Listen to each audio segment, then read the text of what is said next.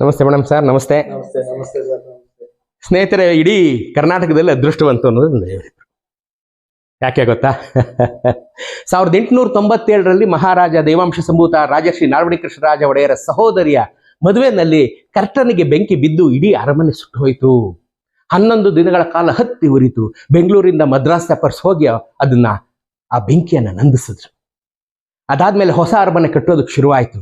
1912ರಲ್ಲಿ ಈಗ ನೀವು ನೋಡ್ತಾ ಇರತಕ್ಕಂಥ ಜಗದ್ವಿಖ್ಯಾತಿಯಾದಂಥ ಇಂದ್ರನ ನಗರಿಯಂತೆ ಕಂಗೊಳಿಸ್ತಾ ಇರತಕ್ಕಂಥ ಮೈಸೂರು ಅರಮನೆಯನ್ನು ನೀವು ನೋಡ್ತಾ ಇದ್ದೀರಲ್ಲ, 1912ರಲ್ಲಿ ಮುಗೀತು. ಮಹಾರಾಜ ನಾಲ್ವಡಿ ಕೃಷ್ಣರಾಜ ಒಡೆಯರ್ ಅದರ ಗೃಹ ಪ್ರವೇಶ ಮಾಡಿದ್ರು, ಅರಮನೆ ಗೃಹ ಪ್ರವೇಶ ಮಾಡಿದ್ರು, ಎಲ್ಲರನ್ನು ಕರೆದ್ರು. ಇವರ ಮುತ್ತಾತನ ತಾತರಾದಂಥ ತುಂಗ ಅದಪ್ಪ ಶೆಟ್ರು ಅಂತ ಹೇಳಿ ಅಶೋಕ ರೋಡಲ್ಲಿ ಅಂಗಡಿ ಇಟ್ಕೊಂಡಿದ್ರು. ಈಗಲೂ ಅವ್ರ ಹೆಸರಲ್ಲಿ ಅಲ್ಲೊಂದು ಧರ್ಮಛತ್ರ ಇದೆ ನೋಡಿ, ಈ ಫೋಟೋ. ತುಂಗ ಅದಪ್ಪ ಶೆಟ್ಟರು ಅರಮನೆಯಲ್ಲಿ ಚೀಫ್ ಶರಾಫ್ ಆಗಿದ್ರು. ಕರೆಕ್ಟ್ ಅಲ್ವಾ ಸರ್?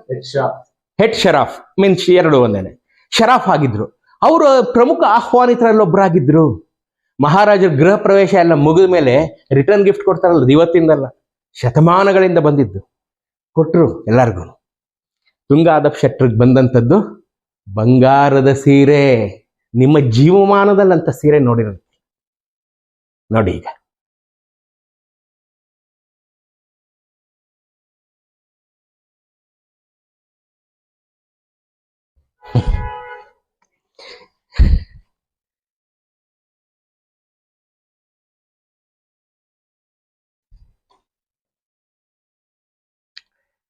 ಸ್ನೇಹಿತರೆ, ನೋಡಿ ಕಣ್ತುಂಬಿಕೊಳ್ಳಿ.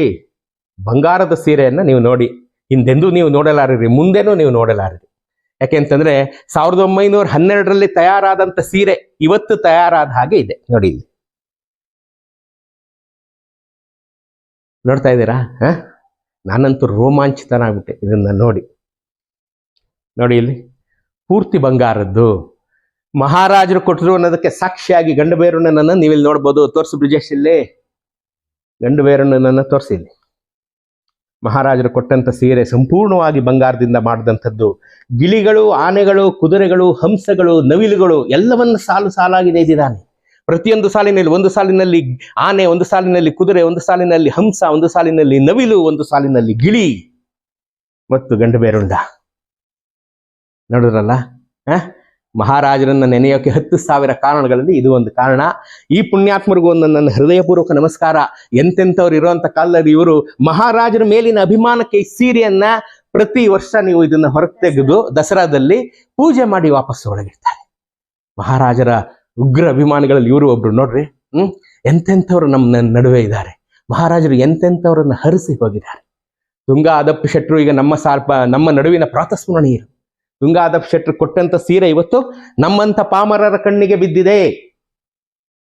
ನೋಡಿದ್ರ?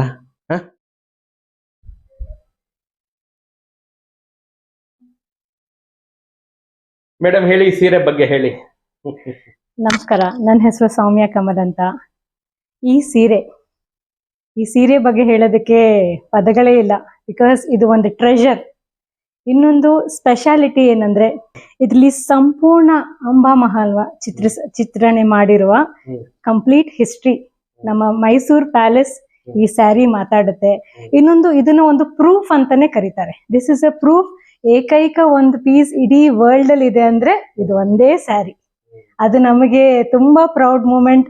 ಪ್ರತಿ ಒಂದು ದಸರಾದಲ್ಲೂ ನಾವು ಈ ಸೀರೆ ಭದ್ರವಾಗಿ ದೇವ್ರ ಮುಂದೆ ಇಟ್ಟು ಪೂಜೆ ಮಾಡಿ ಮತ್ತೆ ಎತ್ತಿಟ್ಬಿಡ್ತೀವಿ. ಹಾಗೆ ಈ ಸೀರೆ ಹೇಗ್ ಬಂತು ಅಂದ್ರೆ, ನಮ್ಮ ಯಜಮಾನ್ರವರ ಮುತ್ತಾತ ಆಗಿರುವ ಆದಪ್ಪ ಶೆಟ್ರು ಅವರಿಂದಾನೇ ಸೀರೆ ಬಂದಿರೋದು. ಅವ್ರು ಹೆಡ್ ಶರಫ್ ಆಗಿದ್ರು ಮೈಸೂರು ಪ್ಯಾಲೇಸ್ ಅಲ್ಲಿ.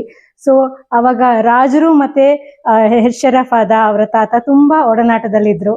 ಒಂದು ವಾಕಿಂಗ್ ಫ್ರೆಂಡ್ಸ್ ಅಂತಾನೆ ಅವ್ರನ್ನ ಕರೀತಾ ಇದ್ರು ಅವಾಗ್ಲೂ ಕೂಡ.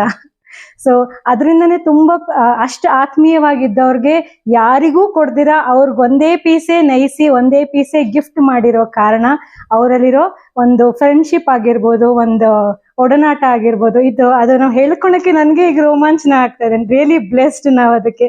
ಹಾಗೆ ಇನ್ನೊಂದು ಮುಖ್ಯವಾದ ವಿಚಾರ ಏನಂದ್ರೆ, ದಸರಾ ದಿನದಲ್ಲಿ ಆ 10 ದಿನಗಳಲ್ಲೂ ಕೂಡ ನಮ್ಮ ದೇವ್ರ ಮನೇಲಿಟ್ಟು ನಾವು ಇದನ್ನ ಪೂಜೆ ಮಾಡ್ತೀವಿ. ಅವರು ಇನ್ನೆಷ್ಟು ಒಡನಾಟ ಇರ್ಬೋದು, ಇನ್ನೆಷ್ಟು ಒಳ್ಳೆ ಗುಡ್ ಫ್ರೆಂಡ್ಶಿಪ್ ಇರ್ಬೋದು ಅವ್ರ ಇಬ್ರು ಮಧ್ಯದಲ್ಲಿ ಅಂತ ಹೇಳೋದಕ್ಕೆ ಪದಗಳೇ ಇಲ್ಲ. ಯಾಕೆಂದ್ರೆ ಏಕೈಕ ಸೀರೆ ನೈಸಿದ್ದೇ ಒಂದು ಪ್ರೂಫ್ ಆಗಿ ಅದು ಕೂಡ ಅವ್ರಿಗೆ ಕೊಟ್ಬಿಡ್ತಾರೆ, ನೀವು ಭದ್ರವಾಗಿ ಇಟ್ಕೊಳ್ಳಿ, ನಿಮ್ಮ ಮನೇಲೇ ಇರ್ಲಿ ಅಂತ ಹೇಳಿ ಅವರು ಕೈಗೆ ಒಪ್ಪಿಸ್ತಾರೆ. ಸೊ ಇಷ್ಟು ವರ್ಷ ನಾವು ಭದ್ರವಾಗಿ ಕಾಪಾಡ್ಕೊಂಡ್ ಬಂದಿದೀವಿ, ಮುಂದೇನೂ ನಾವು ಕಾಪಾಡ್ತೀವಿ. ನನ್ನ ನೆಕ್ಸ್ಟ್ ಜನರೇಷನ್ ಕೂಡ, ನನ್ನ ಸೊಸೆಯರಾಗಿರ್ಬೋದು, ಎಲ್ಲರಿಗೂ ನಾನು ಅದನ್ನೇ ಹೇಳ್ತೀನಿ ಅಂತ ಹೇಳಕ್ ಇಷ್ಟಪಡ್ತೀನಿ. Thank you so much. ನೋಡಿದ್ರಲ್ಲ ಸ್ನೇಹಿತರೆ, ಮಹಾರಾಜರು ಕೊಡಮಾಡದಂತ ಒಂದೊಂದು ಉಡುಗೆಗಳನ್ನ, ಒಂದೊಂದು ಲೋಕೋಪಕಾರವನ್ನ, ಜನೋಪಕಾರವನ್ನ ಎಣಿಸ್ತಾ ಹೋದ್ರೆ ನನಗೆ 7 ಜನ್ಮ ಬೇಕು. ಈ ಜನ್ಮ ಎಂಡಿನಲ್ಲಿ ಶುರು ಮಾಡಿದ್ದೀನಿ, ಇನ್ನೂ 7 ಜನ್ಮ ಎತ್ತಿ ಬಂದು ಮಹಾರಾಜರನ್ನ ನಾನು ಹೊಗಳ್ತಾನೆ ಇರ್ತೀನಿ. 10,000 ಕಾರಣ ಅಲ್ಲ, 1,00,000 ಕಾರಣ.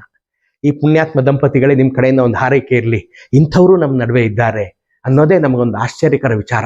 ಇವತ್ತು ಈ ಪ್ರಪಂಚ ಎಲ್ಲ ದುಡ್ಡಿನ ಮೇಲೆ ನಿಂತಿರುವಂಥ ಕಾಲದಲ್ಲಿ ಮಹಾರಾಜರ ಮೇಲಿನ ಗೌರವಕ್ಕೆ ಬೆಲೆ ಕಟ್ಟಲಾಗದಂಥ ಮಾಣಿಕ್ಯವನ್ನು ತಾವು ಅತ್ಯಂತ ಗೌರವಾದರಗಳಿಂದ ಪೂಜೆ ಮಾಡ್ತಾ ಇದ್ದಾರಲ್ಲ, ಇವರಿಗೆ ನನ್ನ ಹೃದಯಪೂರ್ವಕ ನಮಸ್ಕಾರ. ತಾಯಿ ಚಾಮುಂಡೇಶ್ವರಿ ಇವರನ್ನು ಹರಿಸ್ಲಿ. ನಿಮ್ಮೆಲ್ಲ ಹರಕೆ ಆರೈಕೆಗಳು ಈ ದಂಪತಿ ಮೇಲೆ ಇರಲಿ ಅಲ್ವೇ.